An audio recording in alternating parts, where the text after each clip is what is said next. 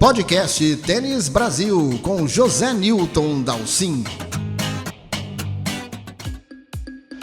Olá, minha gente, sejam bem-vindos a mais um podcast do site Tênis Brasil. Temporada 2020 está definitivamente encerrada e terminou com 2 torneios Challengers aqui disputados no Brasil. Primeiro, o de São Paulo no Clube Hípico de Santo Amaro e o seguinte, o ATP Challenge de Campinas, aliás, hoje o torneio mais tradicional do país, 10 anos consecutivos de realização.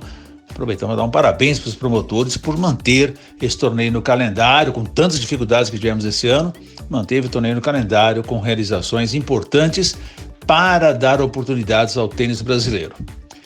Que, aliás, foi muito bem aproveitada outra vez pelo Felipe Meligeni. Vocês lembram que semana passada já entrevistamos ele aqui, conversamos com ele sobre a campanha no Clube Hípico de Santo Amaro, em que ele levou os 2 títulos.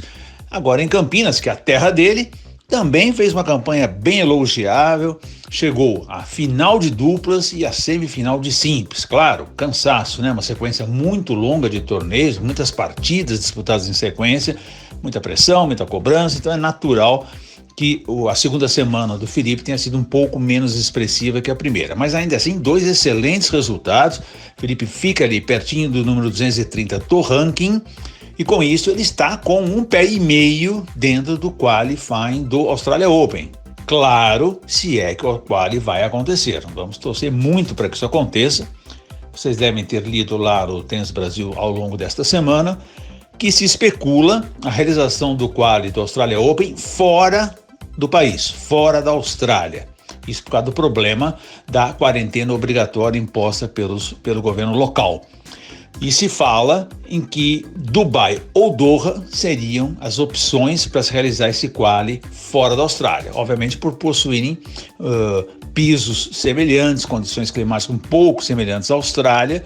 Então seriam escolhidos esses 2 lugares que ficam lá no Oriente Médio e facilitaria, né, o deslocamento dos jogadores e a presença de todo mundo, um qualifying normal, tomara 128 jogadores em cada chave, porque isso é importante para os brasileiros também entrar. E o podcast aproveitou a presença do gaúcho André Guem, vocês falam muito bem, excelente jogador, defendeu o Brasil Copa Davis, grandes atuações internacionais. Guem, aliás, hoje treinador do Guilherme Klesa, e o Guem, que também, aliás, tem feito comentários, é comentarista dos canais ESPN. Com todo esse currículo aí, o podcast bateu um papinho com o André Guem, que você acompanha agora. André Guem, antes de mais nada, muito obrigado pela tua presença aqui no podcast Tênis Brasil. Uma grande honra para a gente contar com você aqui, com tuas opiniões.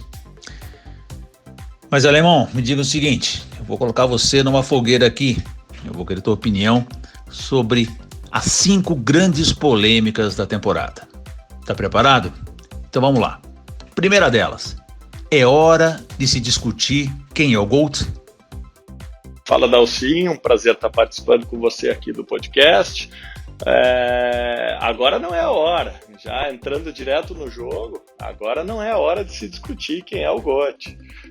Temos os 3 jogadores ainda em atividade, tem muita coisa para rolar.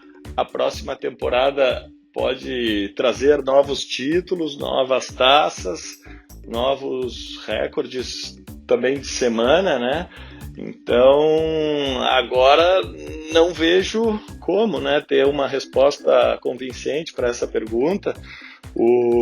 Temos dois jogadores com 20 títulos de Grand Slam, um com 17, e temos o número de semanas em disputa também, né? Isso tudo pode mudar nos próximos 2-3 anos. Agora já na Austrália, a gente tem o favorito, o Djokovic, mas que vai precisar mostrar um pouco mais de tênis do que mostrou na reta final do ano. O Nadal, que ganhou esse ano o seu 20º Grand Slam, também é um jogador que sempre surpreende, que volta com novos elementos no seu jogo. O Federer, que apesar de bastante tempo afastado das quadras, ele acaba sempre se reinventando. É um jogador que também tem 20 Grand Slams e que, se as coisas conspirarem, né, a seu favor, eu acho que ele pode fazer o milagre, ganhar mais um título. Então é muito cedo para responder essa pergunta. Eu acho importante a gente apreciar esses 3 jogadores, ver as belezas de cada um. Acho que cada um tem a sua particularidade, tem as suas forças. É bonito o revés de uma mão, é bonito o revés de 2 mãos, o saque de canhoto. A gente precisa reverenciar, eu acho, o que esses 3 estão fazendo nesse momento pelo tênis. Eles estão escrevendo a história aqui na nossa frente, coisas muito valiosas, grandiosíssimas, e eu acho que a gente tem que bater palma para tudo que eles fazem, que eles estão fazendo pelo tênis, o quanto eles retribuem, né, com seus espetáculos, e o caminho é esse. Mas essa pergunta vamos deixar para responder mais para frente. Aí daqui uns 5 anos me pergunta de novo, quem sabe a gente tem uma resposta definitiva, tá bom? E a nova geração, por que ela ainda não vingou nos Grand Slam? Temos uma nova geração, né? Só que a nova geração não é sub-21, é sub-27. A gente sabe que esses grandes torneios, eles exigem muito da maturidade emocional e física dos jogadores. Então, são coisas que a bagagem, a experiência vai te trazendo. Isso aí não é a base de treino, é a maneira como se lida com a pressão no momento, como se gasta a energia. Os torneios importantes, os Grand Slams, né, são sempre em 5 sets, então são jogos demorados, que tem reviravoltas, que exige muito do jogador. Então, sem experiência, o jogador acaba fraquejando, acaba caindo em alguma das armadilhas que se apresenta durante o caminho. Então, por isso, mas esse ano já foi um ano de uma reciclagem grande. A gente já viu o Thiem conquistando seu primeiro Grand Slam, o Zverev, que é um jogador que a gente precisa olhar mais para ele, principalmente pelo físico dele, que quando ele chegou nessa final de US Open, ele chegou fazendo um monte de dupla falta, arriscando o segundo saque. Então, para o cara chegar 4 horas e estar queimando 2 primeiros saques, demonstra que ele está muito bem de físico. O Thiem, a gente não precisa nem apresentar, é um jogador que está aí agora no Masters também, deu bastante trabalho. O Medvedev, que foi o campeão do Masters, também é um jogador aí que já atingiu uma maturidade física, que vai estar lutando. Então, assim, tá sendo mais lento o processo, mas porque a exigência é muito grande e que o nível é muito alto. Mas a partir de agora, a partir desse 2021, eu acho que vai mudar essa cena um pouco mais, mas faz parte do processo, né? O que esses grandes jogadores demonstram ganhando o Grand Slam é que a exigência é tão grande que precisa se solucionar tanto problema que os novinhos não conseguem. Os novinhos não têm essa paixão tamanha para conseguir passar por isso. Então, o processo é esse, e agora novos candidatos teremos, né? É o que eu espero.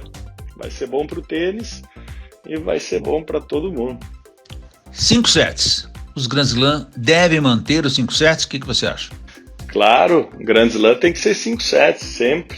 E acho muito legal que cada um tem as suas regras, né? O Australian Open com o match tie-break a 10 no 5º set, o Roland Garros sem limite, até 2 de diferença, o Wimbledon com o tie-break sendo disputado no empate de 12-12 e o US Open com o tie-break normal, no 6-6. Então, acho muito legal que cada um deles tenha a sua regra, mas Grand Slam tem que ser 5 sets. O jogador, para ganhar esse título, ele precisa saber sofrer bastante, ele precisa resolver problema.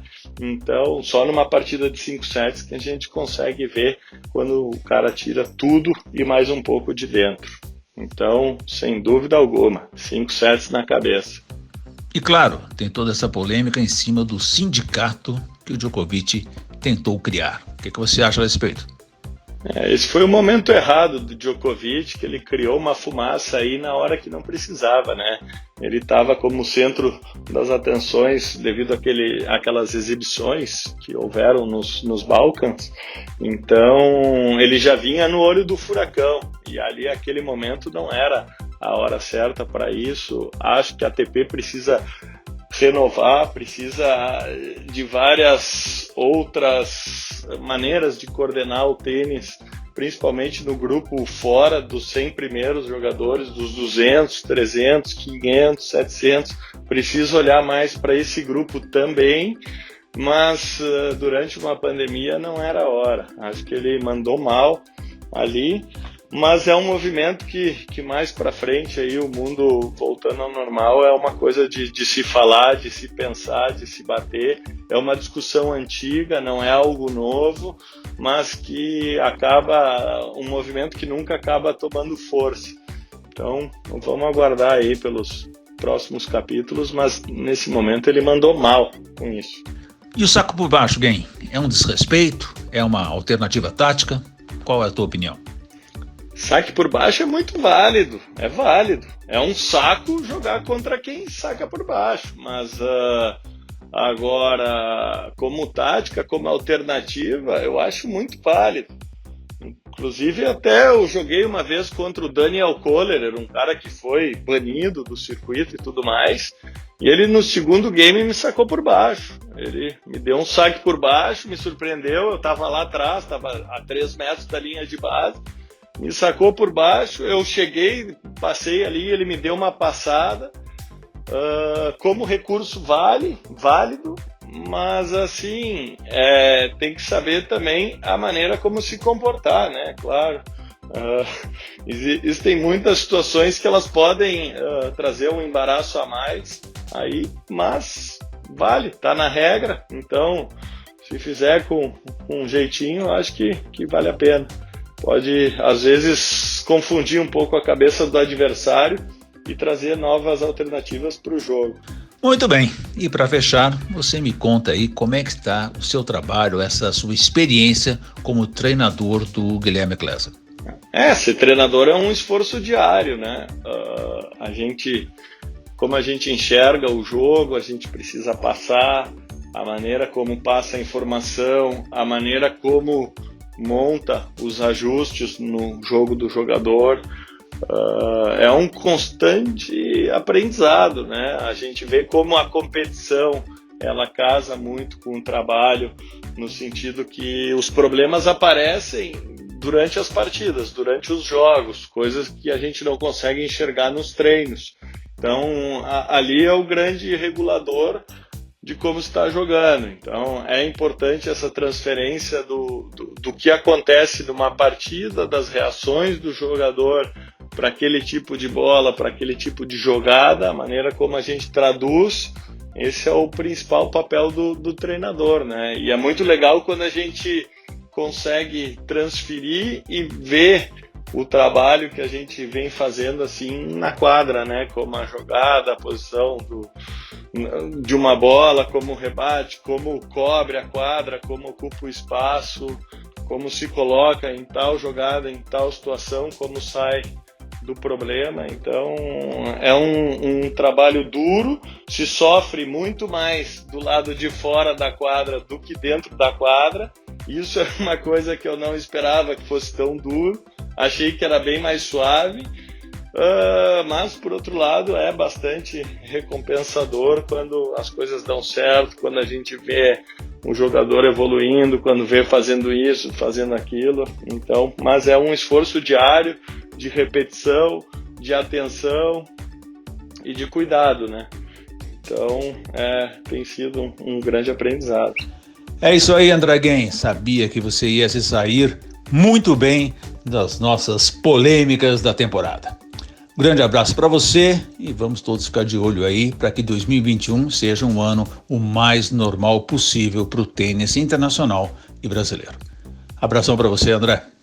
Bom, fica o meu muito obrigado, valeu pelo convite, um prazer enorme estar participando aqui, respondendo esses 5 bombaços dessa temporada e Bom, vamos lá, que venha um 2021 aí iluminado, que a situação melhore, que a gente possa tocar a nossa vida com saúde e ver muitas taças sendo levantadas aí, tá bom? Valeu, grande abraço.